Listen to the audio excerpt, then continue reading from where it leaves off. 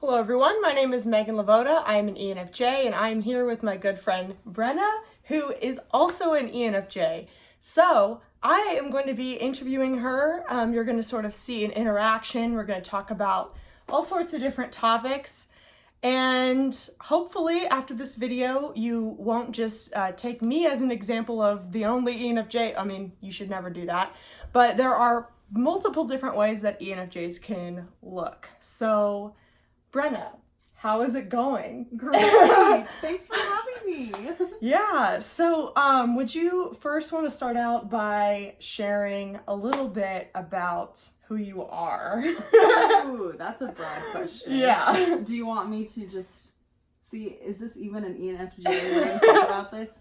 I'm like, do you want just the details or like So the vibe? This is FE of her to want to know what I'm looking for and to ask these sort of clarifying questions. And okay, tangent really quick is that We haven't even started. I We're know. already into a tangent. Well, I might be like halfway psychoanalyzing you throughout the interview. But yeah, a lot of times when FE users, or especially FE DOMs, are asking questions like that, it's not necessarily out of insecurity. Some people might assume that that's insecurity when really you just want to know, right?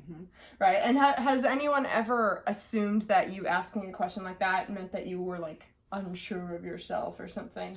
Yeah, I would say so, even though I don't think I've necessarily like seen it that way. Yeah. But now that you say that, absolutely, that explains something. Yeah. But I'm more concerned with just giving you right now what you're looking for. Exactly. What you need. Exactly. So I want to know what you want. Exactly. Okay. So getting into it, I would just say, honestly, whatever you're comfortable with. Okay, I'm Whatever gonna you're go. comfortable with. I'm gonna go for it. Well, hello.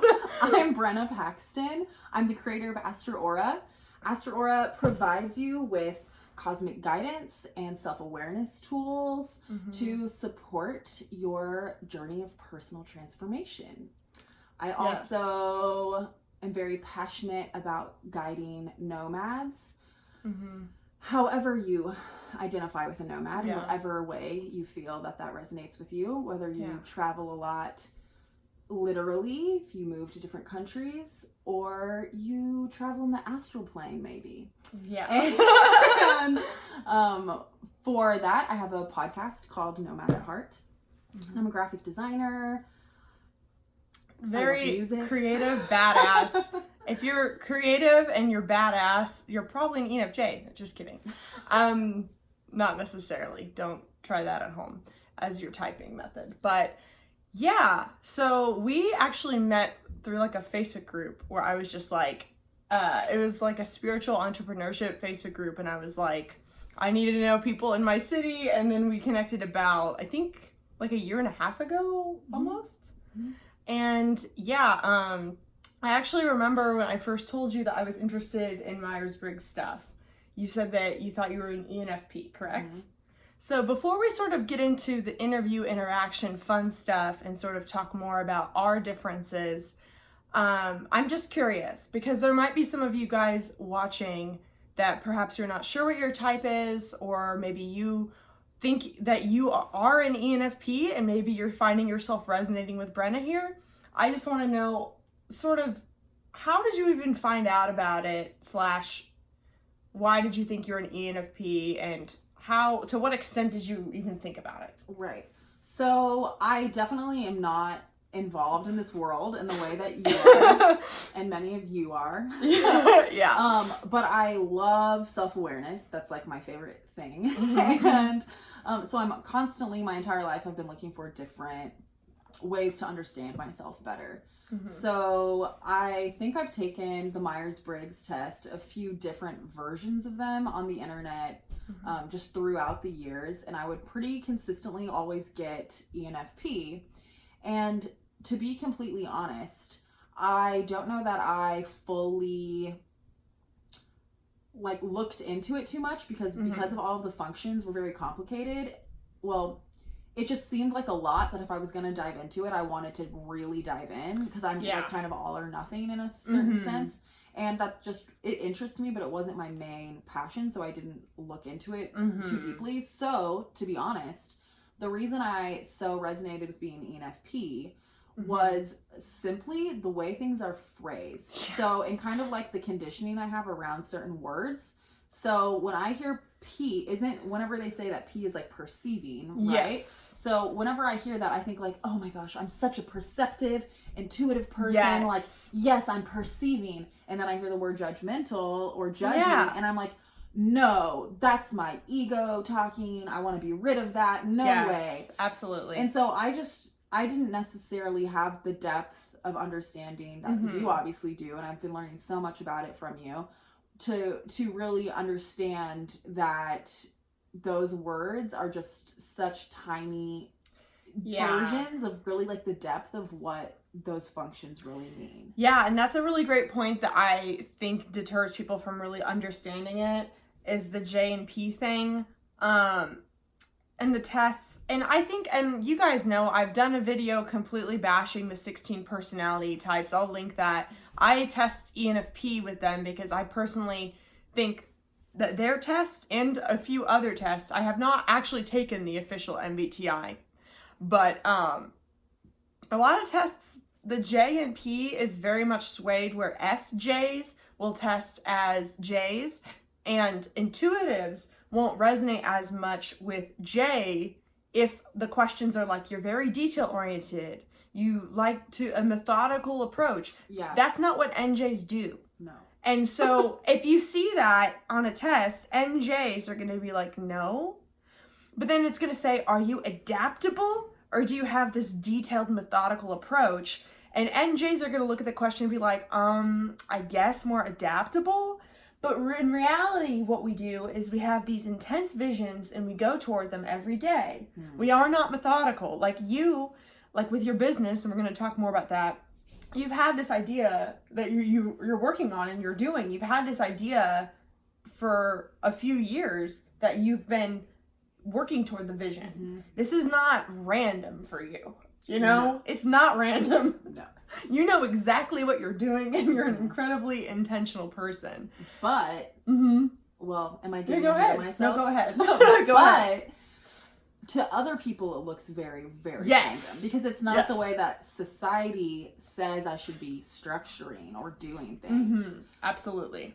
So that can get into my head as well. As like I was growing up, I got into my head that, oh, if I'm going to be a successful business owner or successful person at all, I have to do this, this, this. And so then I started almost trying to either adapt to that or even judging myself in this unnecessary way, thinking like, oh no, my way isn't the right way, but it's the right way for me.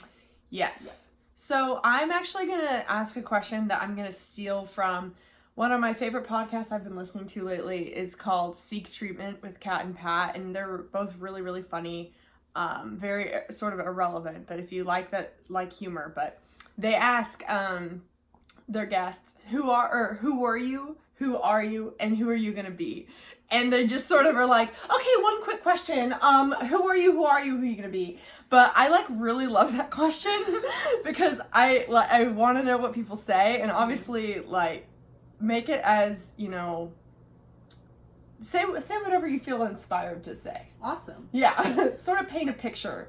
Well, the first thing that comes to mind is my desire to say that I don't really understand time very linearly. Yes! Well, I do, and I can exist within that, and I get why it's there, and it's helpful. But I don't have that same experience. I'm from Venus, bitch. Yeah. So, because of that, I constantly think about the present moment.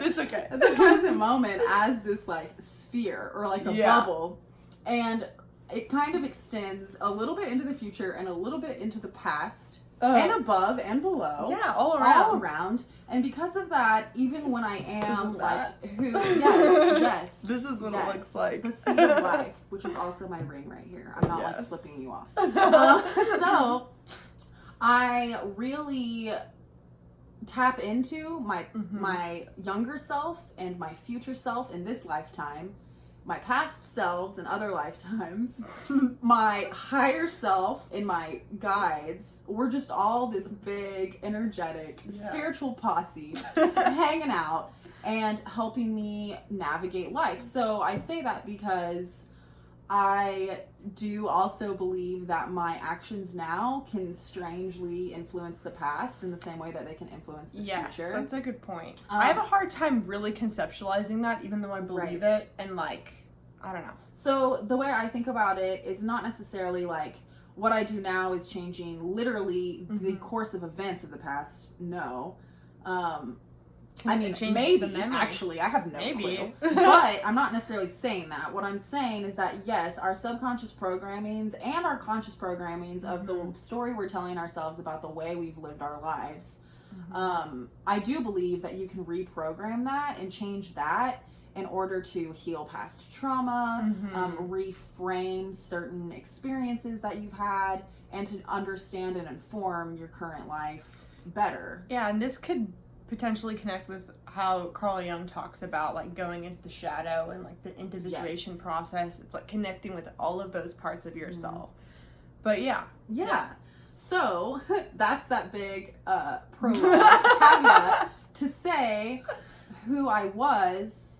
Oh my gosh, this is such a big one. Who I was. Just in case you guys weren't sure that she used NI, for those of you keeping track. I don't even know what that means. Yeah, introverted intuition. Actually, let me take a pause here. So, introverted intuition, for those of you who aren't as familiar, maybe you're just an ENFJ watching this that wants to know more about ENFJs. It's introverted, deep, subjective intuition. And intuition, it's pretty much organizing concepts, recognizing patterns. It's almost like instant pattern recognition. And because it is introverted and it is deep, while extroversion is more broad, it is personal to you. It is subjective to you. So you are sharing your perception of time. You're not necessarily saying like this is time. No. Like somebody else might have a different perception. But that is your subjective, that is what you perceive as time based on the concept of time over time that you have pieced together, you know? And NI has this very sort of narrow, piercing intuition, and it's and so as opposed to how NE is more blossoming and branching out like time, but time and space and different dimensions. It's more going outward. You're like, okay, what is time? And like, I'm going to tell you in this way. It sounds very convoluted, but to me, I know exactly where I'm going. That's the NI that, honestly, because you perceive like that, in a lot of the tests, it sounds like people listening to this might think, you sound so out there. You sound so woo-woo, like that. Oh, that's a P, or that's like someone that's frazzled and disorganized. But everything that you're saying is following this linear NI path. So yes. Yeah. Cool. Yeah, that's my long rambles, but they always have a point. Yes. They always come back around. Yes. Thanks for teaching me. Yeah. Like always. Okay. I'm gonna do this. I'm gonna answer this. Okay, I'm gonna do it quickly. All right, she's gonna use her SE. I'm gonna try. Who I was then. I was a musician. And remember, who I was then is still kind of who I am now because they all exist at the same time. I was a musician,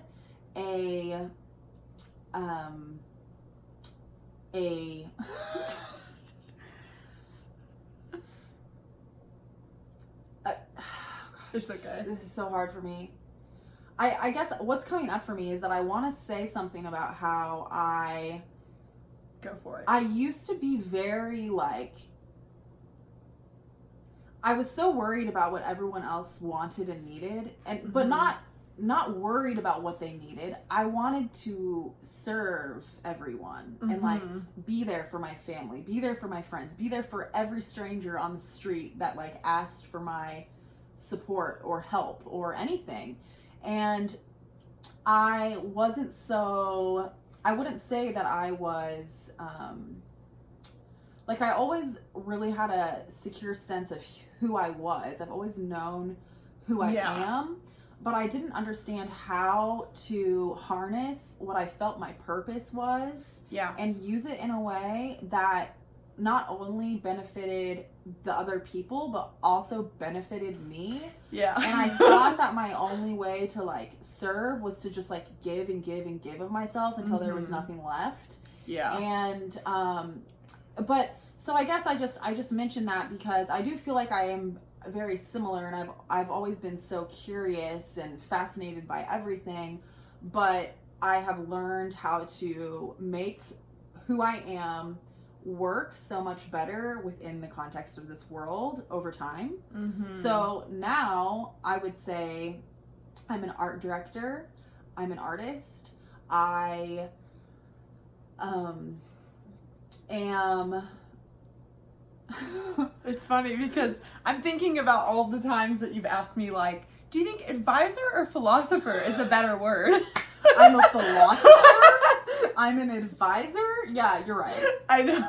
I think I'm feeling philosopher as of this week. I've been lately feeling like I'm a philosopher. And I think tomorrow I'll go back to advisor. I don't know. The reason why I like the word philosopher for me in particular was because I do care about making sense. Yes. But I'm not scientific. You know what I mean? Yes. Like, I'm not someone that cares as much personally as being like, everything I'm saying, I'm going to perform this study and we're going to find this evidence to back up what I'm saying. If you want to go do that, that'd be fun for you. You know, but like, philosophers tend to require sort of this sort of internal consistency with what they're saying that I find more important personally, but you know, and you know, spiritualism and philosophy can sort of go hand in hand a little bit easier. Maybe. Yeah. You know. Who really knows? I don't know. No one really knows, not even the science. Yeah. Everything's a theory. My dad is a scientist, and I feel like my whole life he really taught me to both, like, be the artist that I am, but balance it out with questioning everything, testing things, not just taking anything for what it is at face value. So that definitely has influenced me also. Yeah. Yeah. So who are you gonna be? / who already are you in other dimensions? I'm like, ooh, that's my favorite thing. My favorite thing to do is to think about. Yeah. Well, not think about. I astral travel in my mind to have a date with my future self. Yeah, yeah. And she usually tells me what's up. She always, or she shows me more so. Yeah. You embody her. And, but so who I'm going to be is even more of an artist, even more of a philosopher, but a very embodied, you like how I like can't find the words, but I'm like this. Like, it's like me all the time. I never know like the words sometimes. But I also, never expected this to come out of nowhere. Is it weird that I want to be able to call myself a philanthropist? Because I really want to be able to like help do certain things that I find are really aligned with my values to help others. External alignment. Yeah. Yeah. Okay, so I would like to ask, what would you say has been either one or a couple that come to mind of the biggest challenges in your life? And I would say try and gear toward maybe like you as a person. Like, I know you've mentioned sort of like learning to relax, like learning to set boundaries, like some of things like that. I'm not asking you to like explain personal things unless you think it's relevant, but like things about you that you have overcome as you've grown into yourself. Like self-development, not things that have happened to me. Yes. Okay. Yes. So thank you for explaining. Yeah. So, the biggest one that comes to mind at the moment is that as I was saying, I would give and give and give and give, and I always felt that my place was really I just love connecting with people, And it's what makes me feel the most alive, even though that sounds really cliche. That's like how I know I'm doing what I'm doing. You know, like time stops and I don't really care what's going on. I want to like really just zone in on this person and listen to them and learn from them and do whatever I can do to be there for them. And I would really let that interfere with the ability to live my life in a way that allowed me to keep going without feeling so epically burnt out that I couldn't handle it anymore, or like I wasn't taking care of myself. And I had to learn all of these things when no one was talking about self-care, obviously. Yeah, self-care is hard. Yeah, and I really feel that there was a pivotal moment. There was a day that I suddenly realized that I don't have to solve the entire world's problems. I'm still figuring that out. I know you are. You're getting there, girl. But so and what I mean by that is that because I believe so strongly in this idea that like whatever is presented in front of me is to provide me and others and everyone with the opportunity for continued growth and expansion. If someone came up to me and like was crying and had this really deep problem, and it was a problem that I had helped someone else with before or gone through myself before, then I would think like, oh, there's a reason this person is talking to me specifically in this moment. And because of it, it's destiny and I have to like do this right now. And I don't believe in like a predetermined destiny. We all have free will. So I'm not saying that either. I'm just saying that like, if the opportunity was there, I felt so like sad and like shameful and almost guilty if I didn't provide that person with what I thought I could provide them with. Like they need this thing, I can provide it for them, and how rude of me to not do that. But a very simple example, even to just get out of like this weird esoteric world, is like me as a graphic designer. When I was doing graphic design work and doing more freelance work or something, you know, someone would say like, oh my gosh, I have no money, but I have this brilliant idea for this business that I want to do. And I like vaguely knew this person, like they were maybe kind of my friend, but not fully. But in my mind, like I trusted this person. This happened multiple times.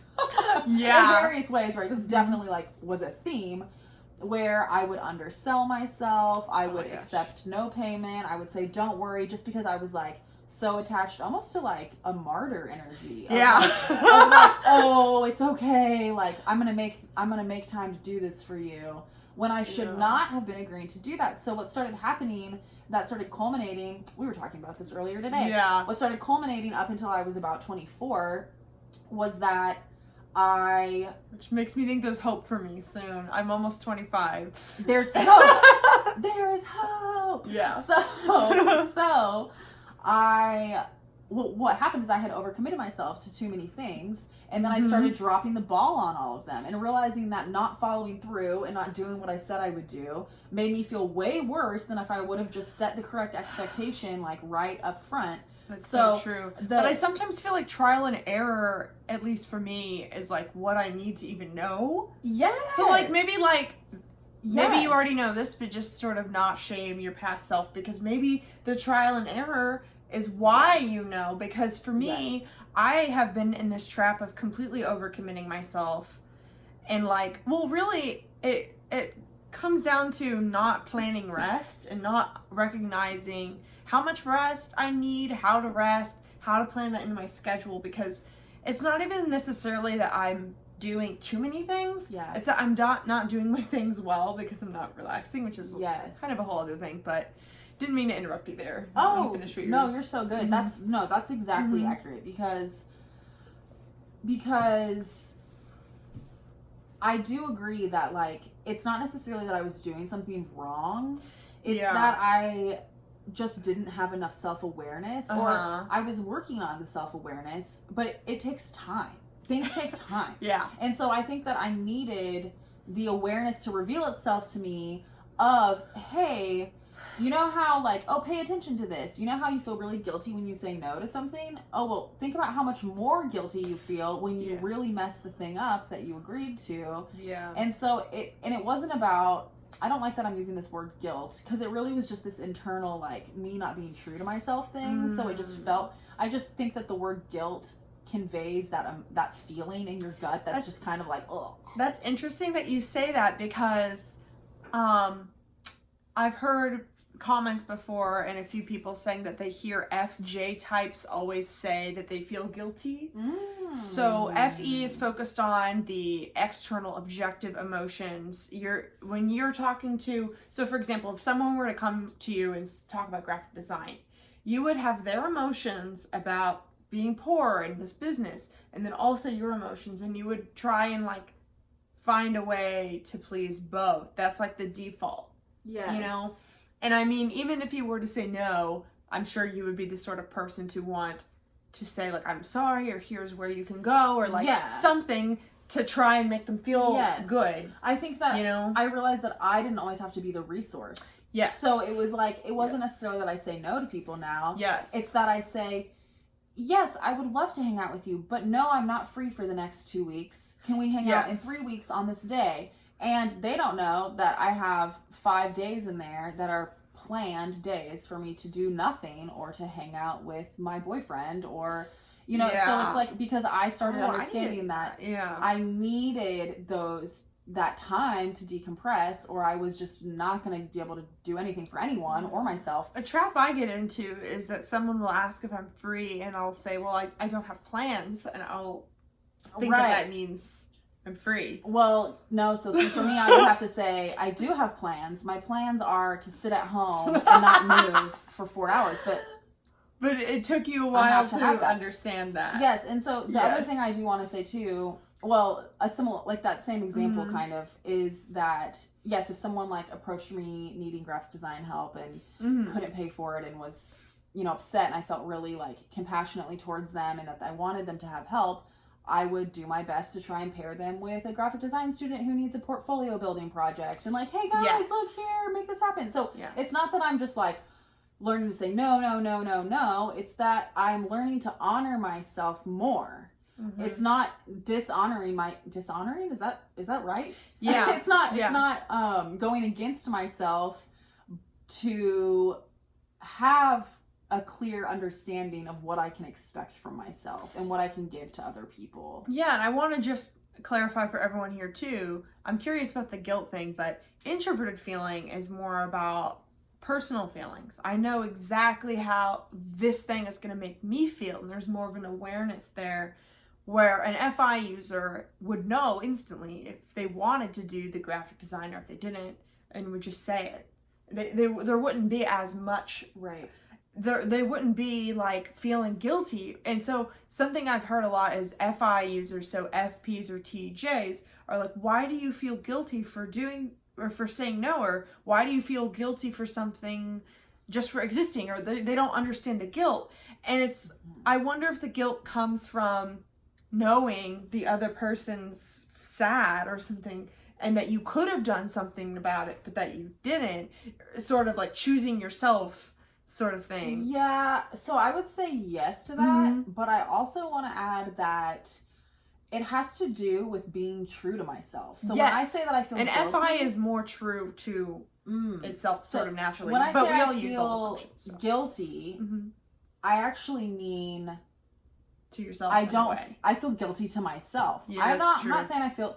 That's very true. And so that seems weird, because we are talking, if we are still talking about like a a relationship or something between two people, I do feel how like sad, or how that person needs support or help or whatever, and I can feel that empathetically, and also betrayal to you and what you want. Well, and so I just when I feel that, and what comes up to me is like, well, my purpose or my desire or what's true to me is to support others and is to be there for people. And so when someone's asking me for support that I can't give them, to me it's like they're directly saying like, oh, this is what you think is the truest to yourself, and this is what I need.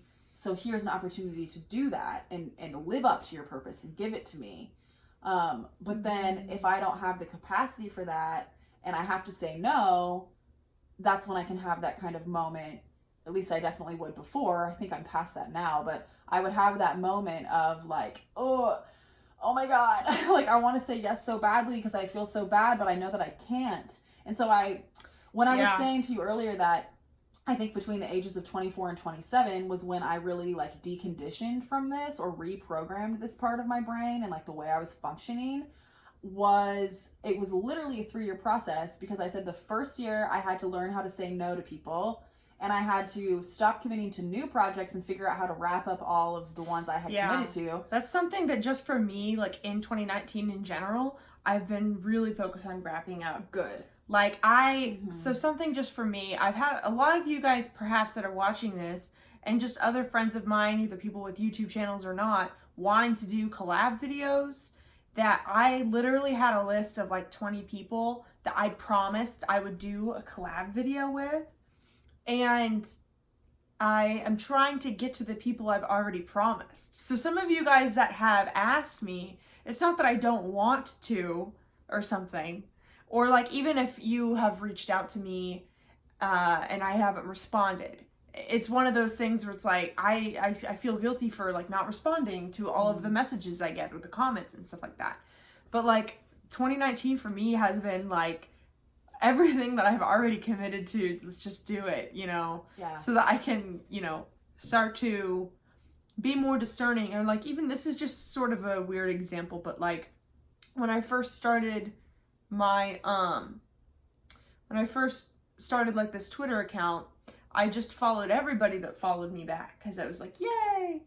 And then I got to the point where I was like, I really kind of don't like this energy. Like I kind of want to unfollow, but I don't want to make them feel bad. Like, and then it's like, oh gosh, now I'm like stuck in this, now I'm stuck in this thing that I don't want to be in because I didn't check my own personal feeling about it first. Yes. I just went with it, you know? Yes. And so like, if you could, I think maybe everyone has to like learn the hard way, or like, at least for me, sometimes it feels like I have to learn the hard way and then I have to just be more discerning in the future. Yes, that's you know? me too. Yeah. Yeah. No, so I was going to say, I love that you're doing that right now because so what's so interesting about it is that how we were saying the first year was finishing everything that you already committed to. This is like your 3-step program that takes 3 years. No, maybe not. Hopefully this not. Could be part of my ENFJ self-growth. Yeah. So finishing everything up and not committing to anything new. The second year for me was learning how to say no, even though I did have more time, because that was really uncomfortable because I wasn't used to having so much more time. And every time I would say no, I would still feel that internal guilt. So then year 3 was learning how to like say no without feeling that guilt, feeling that, understanding that it isn't You're even... really good at that now, I would say. Thank you. Yeah, and I think that it isn't necessarily that I say no right away. It's that I understand that I have to say like, because I would jump in, like you were saying, I would just feel the person's emotions like immediately and just be like, yeah, that's awesome, or oh, that's sad, or let's do this, or whatever. And now I'm like, yeah, that's really great. Let me take some time to think about that and we'll be in touch. Or like, I'll get back to you or follow up with me later. This is sort of a dumb example, but I was scrolling through Twitter and there was someone that I've never spoken to before that I don't really know. And I saw that they said that they got accepted to grad school and it was 20 minutes ago and nobody liked it. And so I just, without thinking, liked it and commented, yay! I don't, it just sometimes word vomit. But it's not even like it's fake. not genuine. Yeah. It's just like, I immediately saw, nobody has liked this yet. This sounds like a great moment in this person's life. You know what I mean? Like, because we're just like, yes, you. I want you to be happy. Like, and you go, girl. Yeah. You're awesome. You're amazing. Yeah.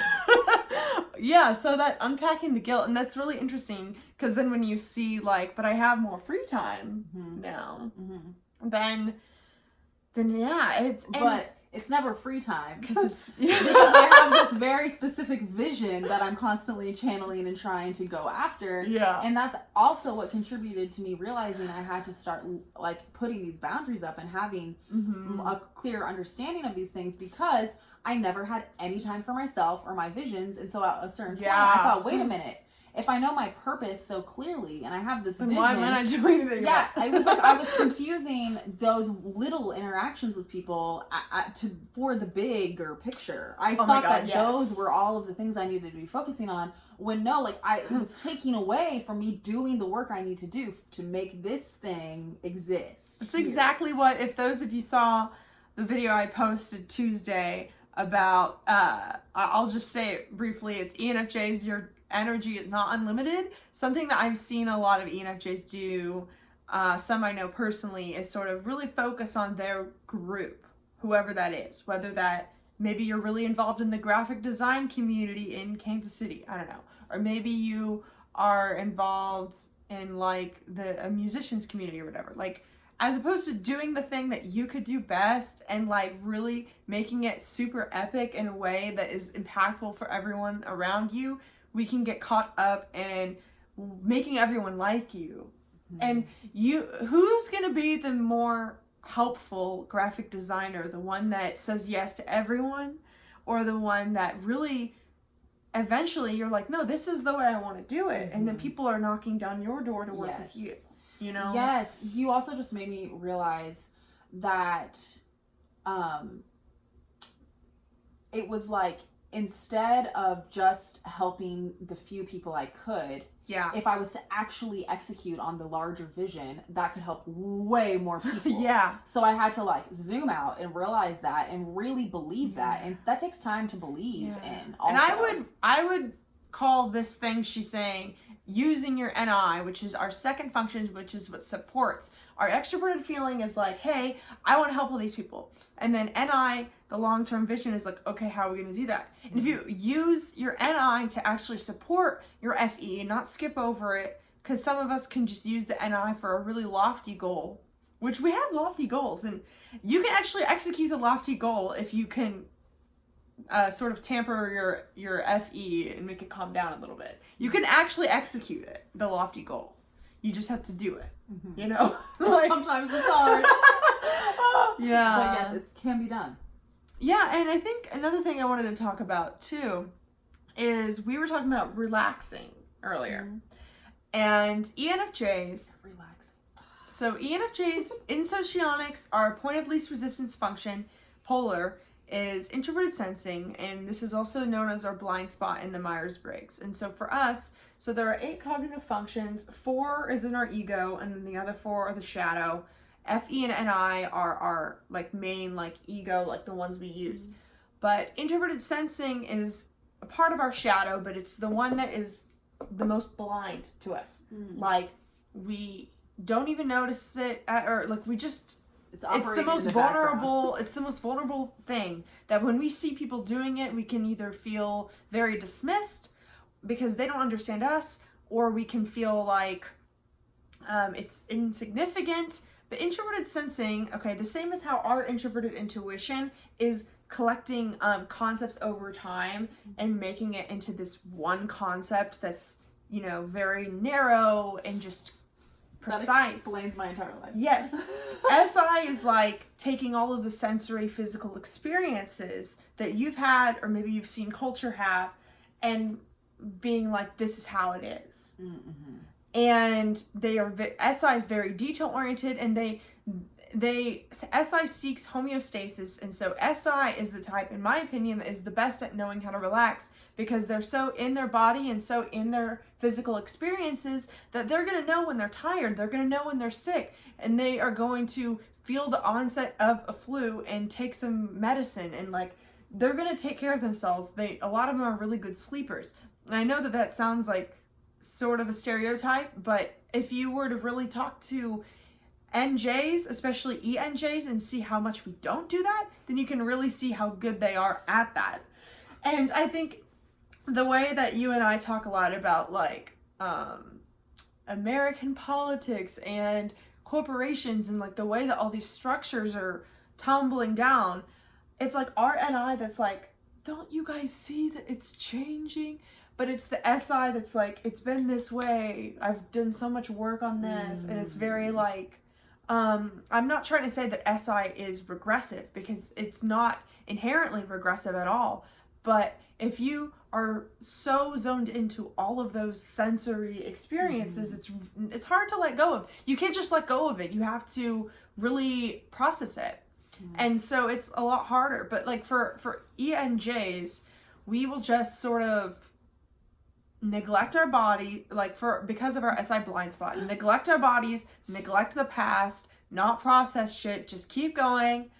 And like maybe we've suffered like a specific trauma, like a breakup or a family thing, that we were the loving person at the moment, and then we got the lesson out of it, and then we kept going. But then we realized, oh wait, there's actually some sort of maybe residual pain in my body that I haven't, like, because we didn't probably sleep enough during that time. Maybe we were just processing, what does this mean? What does this mean about life?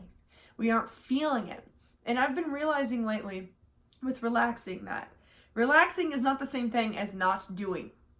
And a lot of ENFJs will think, okay, I'm with my friends, I'm with work, and then I'm not doing anything now. And so I'm relaxing. What are you doing? You have the TV on, you have your phone, you have the computer. That's not relaxing, that just because you don't have plans, or just because you aren't getting work done, or even having a real conversation with a person, you're still feeding your mind. And it's very hard to just actually relax and feel in your body, like your body, So what are your thoughts on either advice for anyone that struggles with this, or, because I know you've said that you've sort of maybe cracked a code in it, I don't know, or maybe just getting a little bit Ooh, I cracked the code. I don't know if I cracked the code. Maybe for you. Yeah, okay. So I definitely was the kind of person, especially in college, when I would get like 4 hours of sleep a night and 4 hours later. I was incredibly exhausted. At a certain point, I felt so horrible, just like the worst I could possibly feel in every possible way, that I decided, like, okay, I wanted to say also that in that phase, I felt guilty for watching a movie. I like, oh my god, that's me right now. I was so antsy and like nervous and like, oh my gosh. And I've never been like an anxious person at all. So that's just, I think, speaking to the fact that I just felt like I had to be doing something, or I was always missing something. So I felt guilty in that way. I couldn't just like have a whole Saturday to hang out with friends. Like, what? I didn't even understand that life. So so that was very confusing. So then once it reached a certain point where I was like, I feel the worst I've ever felt in my life, I decided that at the end of the semester, when I had finished all of my projects, I was going to go get an hour-long body massage, full body massage, and some energy work done. And I need to do that. That started becoming a practice that I do regularly. So I would do it at the end of every semester, towards the end of college. That saved my life. And honestly, like, even if it cost more money than I necessarily like wanted to be spending, it made that big of a difference for me. So it was worth it to like save up that money so that I could have that treatment at the end of each semester. And then when I started working full time, I started going a little bit more often, and now I go once a month. Oh my gosh. And it's the reason it's so great is because, one, it's like really magical to open yourself up to having someone else care for you when your entire life is focused on like wanting to serve others, kind of. Well, even now, I've told you I've been considering getting a massage since like January, and I think in January I was like, oh yeah, in 2019 I'm gonna start getting massages. I haven't gotten one yet. Yeah. And I think it's because every weekend or every like time I think I could get one, I don't think I deserve it. I don't. Like, I feel like I'm behind on stuff. Should be saving my money right now. But then it's like, maybe I will order a pizza once a month or twice a month, It's like, the money, you can decide how you're spending it. I mean, right. obviously, you know, I can see why massages can be like seen as a luxury, and like I get that, but if you're thinking of it as investing in your body in a good way versus some other ways that you really probably is, already like, are. It's really beneficial. Like, it helps make sure my lymph moves around. I like sit at a desk all day. I'm like not getting enough movement. It's really beneficial. So for me, what I end up doing is I go get a massage, I sit in a steam shower afterwards, and I meditate. And then because I'm like at this place where I've like locked away my phone and I'm like in this awesome environment that's very conducive to actively relaxing, and it's kind of like these activities, you know, I think I need to, honestly forcing myself to relax. Yes. And so I really will, like, I will just try to sit there after my steam shower for like an hour or sometimes more if I'm feeling it, and just meditate or just sit there with my thoughts or whatever I want. But it really is like, that would have been crazy for me to think about doing when I was younger, because no way would I have thought that I could literally just like sit there by myself in silence and not feel like I needed to be like, okay, I've always been good at sitting there by myself in silence because I'm so in my head that I can like be working all the time. I'm like, someone thinks I'm just sitting there and I'm like, no, I'm having a business meeting with myself. Like, excuse me, but like my counsel and I are like having a very important meeting. Me and my spirit guides I'm asking some questions. And so I can do a lot of that, but that still sometimes isn't relaxing. No, so that's kind of what I mean by like meditation. I can have full on existential crisis, but just be sitting like this. Exactly. Yeah, so I think meditation's huge. But what I want to say about that too, in case anyone actually like is struggling with this, is that if you're feeling this way, to just try to meditate by like sitting down, that's not going to work for you. So the way that I like to tell people to dive into that is through some sort of activity that really gets you into that meditative state. So whatever that is, like making art, making music, doing, you know, like crocheting, like these kind of things that are like, I guess I said crocheting because it's like this repetitive task, but it's also creative, but it's like you don't have to like fully focus on it, but then somehow like you are focused on it, but in this weird meditative way where, do you know? Yes, do you get what I'm saying? I get what you're saying, and I'm going to say for those of you typology enthusiasts out there, that I think the way to hack this really is through using extroverted sensing, which is our tertiary function, which extroverted sensing is extroverted, objective, broad sensing, as opposed to subjective, my own body. It's more like cooking, listening to music, or it's like things that getting your hands, that bring you into like painting, like, the world, kind of, to like.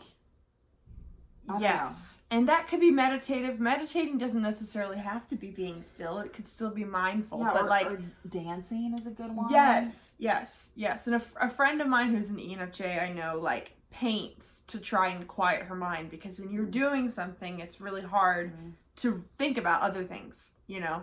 So that's like one way to turn your brain off, although it might not necessarily be relaxing into your body, but I think it is still like a good thing that we should try and do to feel more grounded. Yeah. And you like to paint, right? Yes. So that's super relaxing for me. That's definitely like a meditation, like trance state for me. Yeah, that trance state. I feel like when ENFJs, when we use our SE, we are sort of activating that trance state where we turn our brain, our noisy, intuitive brains off, and we just become one with the world for once. You know? Yeah. I would say also spending time in nature. These all sound like such cliche things, but like they're cliche because they're so true and so necessary. Yeah. And I also think like for intuitives, these things are hard, and they sound simple, and they are simple, but they are hard to do when we would prefer to be thinking about ideas, you know? Yeah. Was there anything else you're going to say to that? I don't think so. Okay. I'll let you know if I think of any other ways that I relax. Cool. Well, there are a couple other things I want to sort of talk about our friendship dynamic for anyone that would be interested in two ENFJ friends, but also like I think it'd be fun if we can talk about our differences, similarities, and differences sort of outside the typology. Like, okay, hopefully you can tell we both are similar in how we're using FE and NI, but your personality type is not the end-all be-all. There are multiple layers to a person, and every individual is their own person, and there are like things about me that she doesn't relate to, and vice versa. You know, and like, so if you think that you know a personality type because you know 1 to 3 people, then you think you meet someone else, you can assume exactly how they're going to be. That's not the way to use personality type, in my opinion. So, I guess, would you rather start with similarities or differences? Well, I guess, let's do differences. Yeah, let's just talk about differences, because I feel like, I don't know, we are similar. Or actually, let's just say similarities really quick, because I feel like we shouldn't go into it probably that long. Or yeah.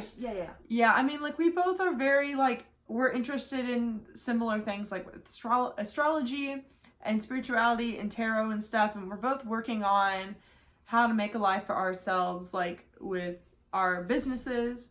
And, you know, I would say the way we care about helping people is very similar. Mm-hmm. I feel like we're both equally driven. Yes. We're both equally like mission oriented. Yes. We are similar in how we can't be controlled by other people very well. Yeah, don't tell me what to do. Yeah, don't tell me what to do. Yeah, absolutely. Yeah. Oh my god, yeah, and another thing we're similar about, hey Brenna, how do you respond when you post a Facebook post about your opinion and then somebody completely misses the point and tries to argue with you? I don't know. I don't respond well to things like that. Well, I just want to be like... I know. It's so hard because I want to be like kind and understanding, but I want to be like, bro, you don't... No. I want to be like... Just go away. Same. Because I appreciate your perspective, but if you're here to attack me or like just argue and not actually listen, then I just don't care. Like, yeah, same. Like, if somebody is being antagonistic, like, I can fucking see through that. Like, yeah, hello. It doesn't even necessarily like make me angry. It's just like I don't even care to waste my time on. Oh my you. gosh, like, there's so many people that you could be talking to. Yeah, like you. I could be yeah, talking to you. I know, right? Yeah, so yeah, like I just thought that was funny, but like I would say for me, I made a video once about killing with kindness and how it's my favorite thing to do because you can get people to go away, but still like sort of keep your ego feeling good. Totally. Didn't you say, "Oh, I hope you're having fun with that"? Or something? I'm glad you enjoy posing the alternative opinion to all of my thoughts and ideas. Thank you for that. Anyway, not to totally drag you, but I know that some people on my channel have sort of seen how I am in the comments, so I think they would find that funny. Yeah, okay, that actually is hysterical because we're both like want to be so kind and so nice to everyone, and then when someone's just, and it's not like if someone disagrees with us, please. Oh my god, please disagree. Like a bajillion times over, disagree. But I'm just saying, yeah, we're talking about more like when someone is only going in it like for the purpose of being antagonistic or for the purpose of making us upset or something. Yes. Or just to like create drama or a conversation. That's when it's like, hey, you know, bye. Yeah. Like, bye. And I don't have any problem like saying that. And so I can be really blunt. Well, a thing that happened with me is I did this video series where I was like, how I view the personality type. And then I had this long disclaimer. I'm like, I'm an ENFJ. These are my personal experiences. People are like, that's not objective. And I would be like, oh, hey, can you read? Did you read the title? Like, I would be like kind of rude back. But like, That's interesting. I want to be kind to everyone, but I don't know if you felt like this too, but it's like, why don't you give me a counter argument? Yeah. You didn't give it to me. You said I was wrong. You know what I mean? Right. Like, don't just say, you're wrong, here's the right answer. Right. Like, can you, like, engage with what I said Mm-hmm. at all. I don't know. Tell me if this is how you are, but for me, I'm interested in starting conversations, Yes. pondering all views of the thing, Yes. and just going deeper and deeper. And I'm never gonna say that I know exactly how something is. Oh my God. Yes. And I'm never gonna say that I can speak for anyone else's experience of reality or Yeah. emotion or anything. So when I am making that clear and I'm saying, this is my experience, this is my understanding, this is my reality, what's yours? I'm intrigued. But then instead of just like engaging in the conversation, instead of doing that, when they come out of nowhere and just want to like cut down all the points you made, when it's like, no, I was saying that about me, not about you. So yeah. Yeah, sure. Sure, that shouldn't have fit you. And then, fine. yeah, cool. So why are you so mad at me for it? Just fine, it's okay. Yeah. Chill. Yeah, same exact thing. So yeah, we're very similar with in how that, because I think FE DOMs, like ENFJs, we can sort of see, we're very nice. I mean, like, we care about helping, but like that doesn't mean that you can undermine, like, because we're so familiar with the emotional realm that it's like we can and I'm not trying to say, oh, we're psychic, we know what you're feeling, because that's not necessarily the case. Like, we can get it wrong as well. Mm-hmm. But we have a general idea and a general awareness of if the person is being antagonistic or if they're being curious. Mm-hmm. To me, those two things look absolutely different. I can't imagine being confused by them, honestly. Yes. And, like, I don't know if people don't know that they're being antagonistic or if they just think that... I think that they don't. Or Yeah, they like might not it know. because it's like a subconscious, like they're getting triggered by something and then they have to react this way. I don't know. Yeah, maybe they don't even know that they're being antagonistic, or maybe they think that I shouldn't be able to tell, you know, because they think of their emotions as being really in there. But anyway, so our differences. Would you like to go first, or do you want? Sure. Because I might have to think, actually. Well, I know. Yeah. This is, well, can I add a side note? Yeah. Go ahead. Whenever you were talking, when you said something like, we're both really nice people, I honestly have to say that you on the internet do come across more intense, so that whenever you see, like, whenever I like hang out with Megan in person, part of me sometimes is like, oh yeah, Megan, hi! Because you are like so sweet and so kind and so like gentle and outgoing. And then, but when you're like explaining or teaching something, it's very like directed, you know? So it's like, it is funny because you do have that interesting. Well, it's funny because for those of you that know astrology, it's like my Cancer rising shows up in person, but then my Aries midheaven shows up online. Yes, that's so accurate. Yeah. What's your midheaven again? Capricorn. Capricorn, okay. Which is why I'm always trying to learn how to be grounded and like Mm-hmm. I mean, amongst, like, along with a ton of other things obviously. Interesting. Okay, wait, what are we talking about? Oh, differences. Yeah. Differences? Okay, so more intense. Well, but nah, we're both very intense people, but I think the intensity, like, comes out in different ways. So, actually, let's just say, I am a Cancer rising Leo sun with an Aries moon, and Brenna is a Taurus rising Pisces sun with a Cancer moon. And I think that a lot of our similarities honestly stem from water or fire. Yes. I mean, there are other things. But if you know the difference of the elements, it's almost like you're just a more watery I'm very version. watery and you're a lot more fiery. Mm-hmm. Yeah, so that is what we would say by... See, that's why the word intense isn't right, because I'm really intense in a watery way, and you're really intense in a fiery way. Yeah. So it is just more like you're the more yang, externalized, like we're... And like fire's this. warm, okay? Yeah. You know, fire's warm. Exactly. Yeah, and water can be the scariest, deepest depths that there is. Water can be a tsunami. So it's not just always like a nice, happy thing. Yeah. But I would say that I'm more intense, like with my Cancer moon and my Pisces sun, like going really deep into things is how I can be like really intense. But that might not come across as much to other people unless they're like talking to me or just, I don't know. Yeah, well, something I've noticed and is how we come up with our ideas.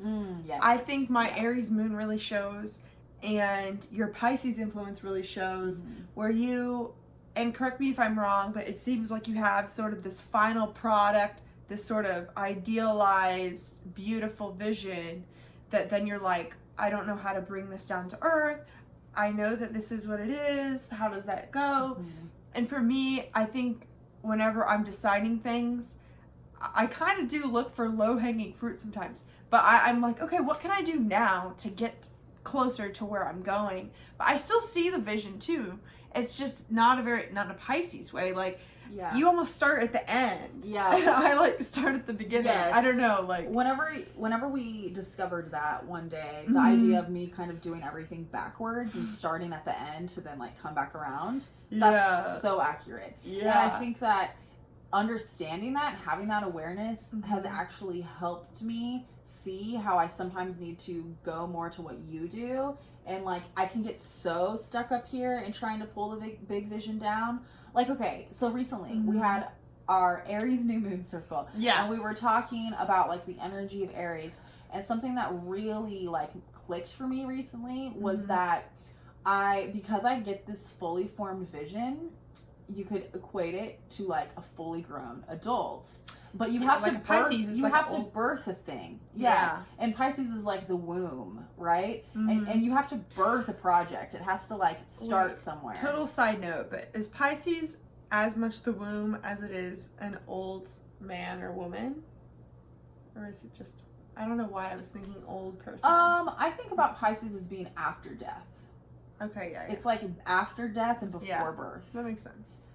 Because it is like the karmic subconscious kind of esoteric realm in between. You know? Yeah, that fits more. I don't know what I was thinking, but yeah. Yeah.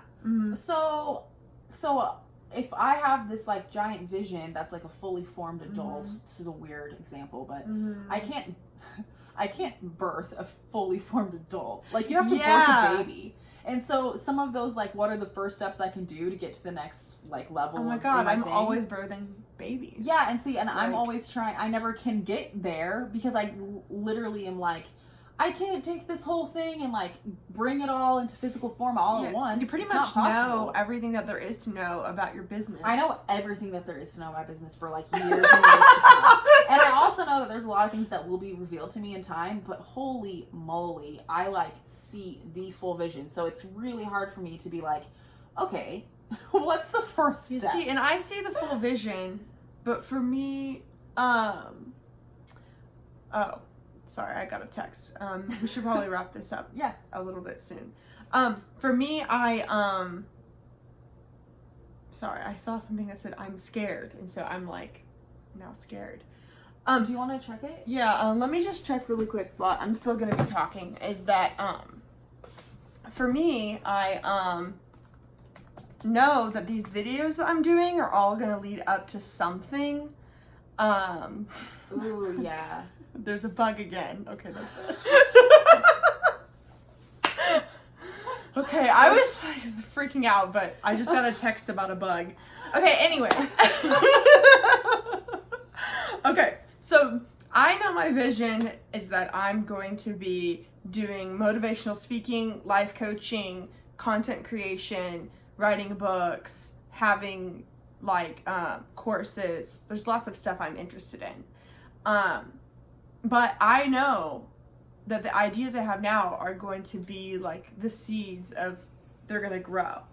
And so when I share a video, even if it's a quick thought, and then I get comments, then that inspires me to do another, and then I make another.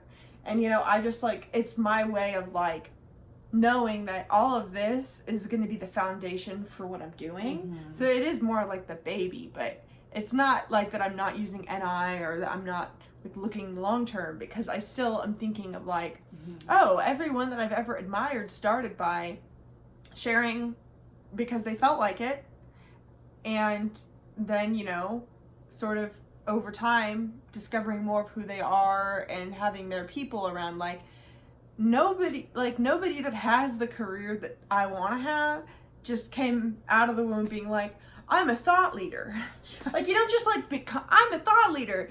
No. You have to share your thoughts time and time again. You have to actually prove it. You have to do it, you know? And so I guess it's like, I try and do what I could do now, and I try my best to not stress myself out about the things that I can't control right now.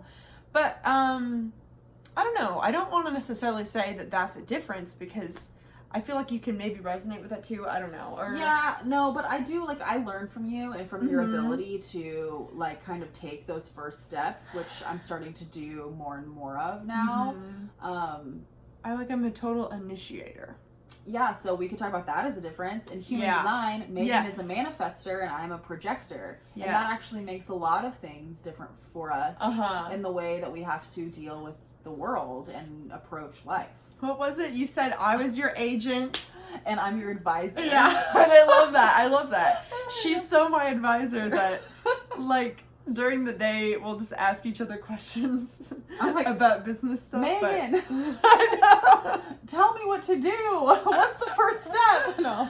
And for those of you who are interested in Enneagram, we believe that Brenna is a type 3, probably 3-wing 4. We think. So if you are an Enneagram expert, let us know what you think. And I would probably say you'd probably have a 7 in your tri-type. Maybe like 3, 7,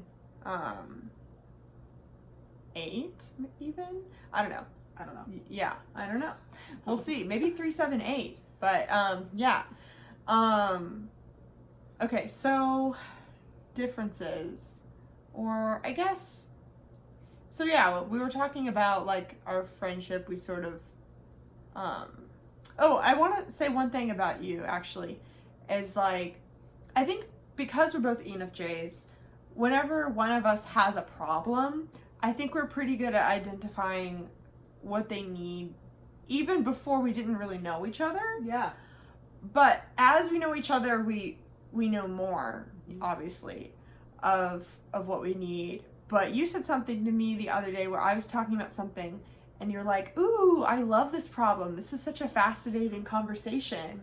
And I was like, oh, I don't hear that enough. Normally I hear, what do you want? You know what I mean?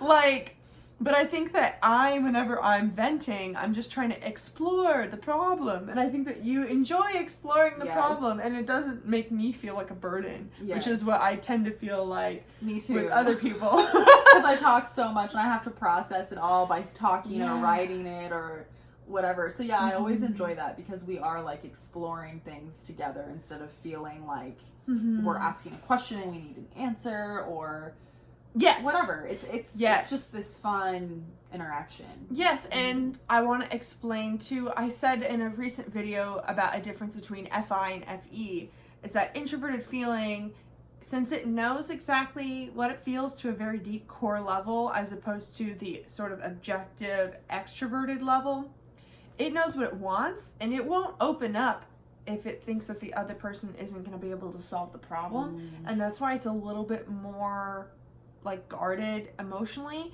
But also, like, if it does open it up, it might be that they, want you to solve the problem. Or maybe they think that you can help. Or maybe they are at the point where they feel maybe a little bit pathetic. Or maybe they just... I don't know.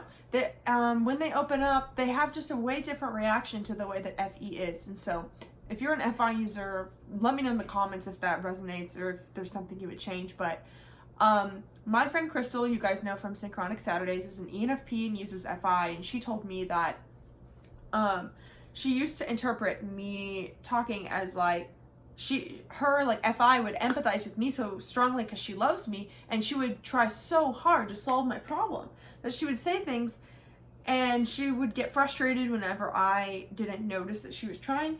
But then I told her, this is a me problem. This isn't something you can solve. And then it'd be like, well, then why are you talking about it? Is what she was saying. And it's like, well, because I like talking about it. I need to process this. Yeah. And so FE and TI is like trying to understand the problem with introverted thinking, which is what our subjective function is. When we look into ourselves, we're thinking, what do I think? What's my philosophy? Who am I? Like, what's right for me? We aren't thinking as much of like, how do I specifically feel? What do I specifically want with FI? So yeah, I think that's one reason why, even when we didn't know each other as well, I never felt shamed or like I was a burden for just talking in circles around a problem.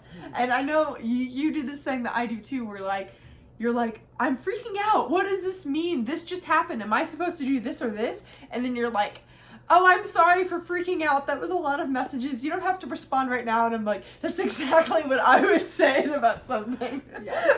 Because you're just sort of like, something happens and it's like all this sort of stimuli that you have to, Yes. what do I think about this? What do I do? Exactly. Yeah. So anyway, we've been talking for a little over an hour.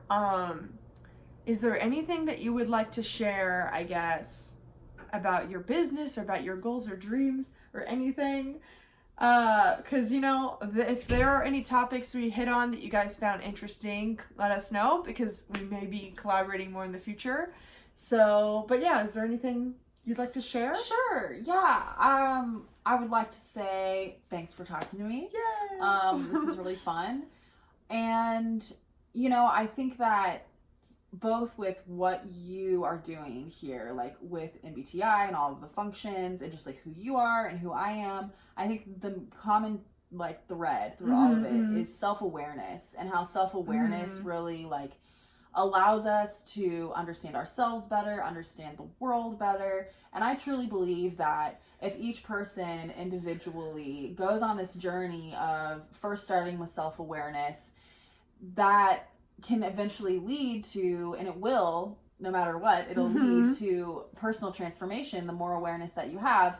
And that if every person, and even just some people, go on that journey, that is the path to societal transformation as well. Absolutely. And I feel very passionately about believing wholeheartedly that we are capable of creating societal change. That it isn't this crazy lofty goal that everyone should just like brush off and act like it isn't possible, or like the next generation has to do it. I'm tired of that.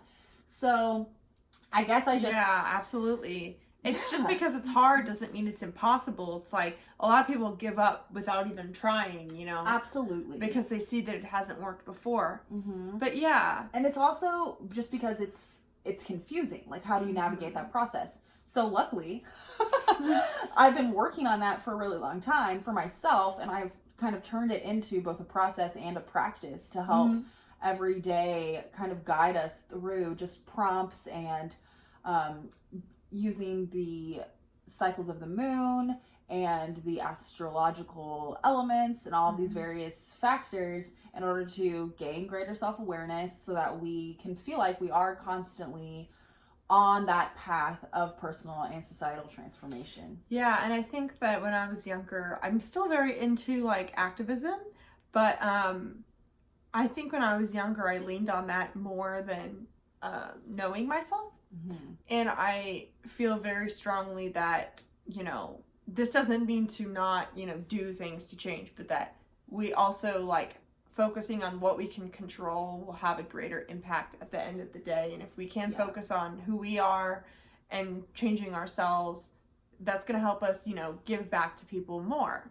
That's something I keep realizing. And I also just want to say that, you know, Brenna, I really look up to you, as you guys can probably tell, honestly, in this video, that there's a lot of things that I would say you figured out as an ENFJ that I'm working on. I mean, you're a little older, but like, it's so great to see that as an example. And one of the main reasons why I wanted to make videos to begin with was to give an example. Well, not because, you know, I need to be the example of an ENFJ, but like to give an example to anyone younger or anyone who's an ENFJ that feels just stuck doing everything for everybody else, you know, and like not being able to like live your own life. Because I personally believe that the world really needs like ENFJs to be relaxed, healthy, on top of our game, and going after it right now. I mean, because man, like the, you know, with Notre Dame collapsing, that's just like an example. Something happened this week. A lot of like sadness and confusion in the world right now, and like ENFJs, I believe, have a natural knack for knowing what people need and knowing the things to do to move forward in a way that is making people happy and creating mutual benefit for everybody in society, as opposed to just pushing their own agenda forward. We understand that, and we can be warm and create connection for people, but we can't do it if we're exhausted, and we can't do it if we don't know who we are or what we want to do. And that is just so important to me, to be able to help ENFJs sort of tap into themselves at a greater level. And, you know, that's why I want to show you guys my journey as I'm continuing to tap into myself at a higher level, so you can look back at my older videos and see. But yeah, and I mean, every type can do this too, you know? So, but I'm just sharing what I know, so. But yeah. So, should we, anything you want to plug for, like, should they follow you on Instagram? Yeah, Astra Aura on Instagram. I'll put the links below. AstraAura.com, the Nomad at Heart podcast, wherever you listen to podcasts. Yeah. Thank you so much, Brenna, for joining. Thank you. All right, and thank you guys for watching. If you guys are interested in being typed by me, I have a link below. Just give me your email and I will let you know whenever that service is available. I also have after she's done finishing all of the things she's already committed to. Sorry. Yes. Oh no, that's just the I have a little thing where you can give your email so that I'll let them know whenever it's ready. It is under construction. A lot is under construction, guys, and maybe you're watching this a year later and you're gonna look below and you're gonna see all these amazing links that I have no idea about. Yeah. But yeah, and also join my free Facebook group, Personality Typology for Self-Growth. That link is below. And also, if you're on Discord, I'm an attendant on a Discord server that also talks about self-growth. That's also linked below. And support me on Patreon. That's also linked below. So thank you for watching and have a wonderful rest of your day.